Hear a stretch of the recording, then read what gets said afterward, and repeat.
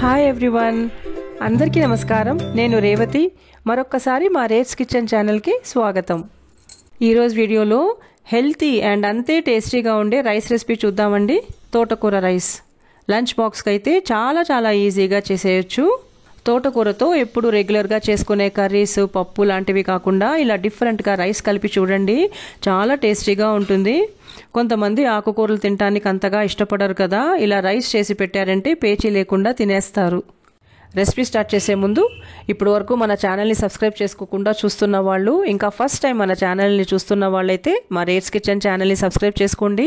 Latest updates కోసం పక్కనే ఉన్న బెల్ని ఆన్ చేసుకోండి. ఓకే అండి, తోటకూర రైస్ తయారీ కోసం ముందుగా అన్నం ఉడికించి ఒక ప్లేట్లో పరిచిపెట్టుకోవాలి. ఇవి వచ్చేసి 1.5 కప్పుల రైస్. ఇప్పుడు ఈ రైస్కి మాత్రం సరిపడా ఉప్పు వేస్తున్నాను. ఇది పెద్ద కట్ట తోటకూర. ఆకుల్ని మాత్రం ఒలుచుకొని ఉప్పు నీళ్ళలో నానబెట్టి 1-2 సార్లు శుభ్రంగా కడిగి తీసి పెట్టుకోండి. ఒక మిక్సర్ జార్లో కడిగిన తోటకూర ఆకులు, పచ్చిమిరపకాయలు, ఈ సైజులో ఉన్నవి 3 కాయలు తీసుకున్నాను. మీ టేస్ట్కి సరిపడా కారం మీరు చూసి తీసుకోండి. వీటిని ఇప్పుడు కొద్దిగా నీళ్లు పోసుకొని మెత్తగా రుబ్బుకోవాలి. నెక్స్ట్ ఇంకా రైస్ ప్రిపరేషన్ కోసము ఒక ప్యాన్లో 1 టేబుల్ స్పూన్ వరకు నూనె వేడి చేసుకోండి. నూనె వేడెక్కగానే 2 స్పూన్ల పచ్చిశనగపప్పు, 1 స్పూన్ నిండుగా జీలకర్ర, కొన్ని ఆవాలు, చిన్న పీస్ దాల్చిన చెక్క, 2 లవంగాలు, కొన్ని జీడిపప్పులు వేసి వేయించుకోవాలి. జీడిపప్పులు ఆప్షనల్ అండి, వద్దనుకుంటే పల్లీలు వేసుకోండి.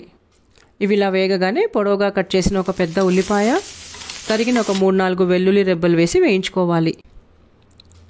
ఉల్లిపాయలు ఇలా లైట్గా కలర్ మారే వరకు వేయించుకోండి. ఇప్పుడు స్టవ్ ఫ్లేమ్ని పూర్తిగా లోలో ఉంచి తోటకూర పేస్ట్, కొద్దిగా పసుపు, కొంచెం కరివేపాకు, ఇంకా సరిపడా ఉప్పు వేసుకోవాలి. ఇప్పుడు ఈ పేస్ట్కి, ఉల్లిపాయలకి మాత్రమే ఉప్పు, రైస్కి కావాల్సింది ఇందాక వేసి పెట్టేశాం కదా. ఉప్పు వేసి బాగా కలిపి ఆయిల్ లైట్గా వేరేటంత వరకు సన్నని మంట మీద మాత్రమే ఉడకనివ్వాలి. పచ్చివాసన పోయి తోటకూరలో తడంతా ఎగిరి దగ్గరకు వచ్చింది. ఆయిల్ కూడా లైట్గా వేరవటం స్టార్ట్ అయింది.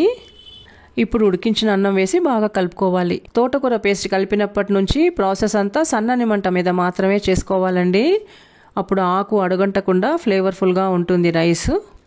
రైస్ వేసి బాగా కలుపుకోవాలి. ఒకసారి టేస్ట్ చూసి ఉప్పు సరిపోలేదంటే ఇప్పుడు వేసుకోండి. ఇలా మొత్తం అంతా బాగా మిక్స్ అయిన తర్వాత లాస్ట్లో 1 అరచెక్క నిమ్మరసం పిండి ఒకసారి మళ్ళీ బాగా మిక్స్ చేసేసుకుని స్టవ్ ఆఫ్ చేసేయండి.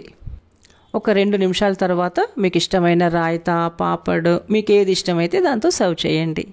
చూసారు కదండి ఎంత ఈజీగా క్విక్గా చేసేసుకోవచ్చో ఈ తోటకూర రైస్. లంచ్ బాక్స్కి అయితే ఎంత తొందరగా చేసేసుకోవచ్చు కదండి. మరి ఈ వీడియో మీకు కనుక నచ్చితే మర్చిపోకుండా ఒక లైక్ చేయండి.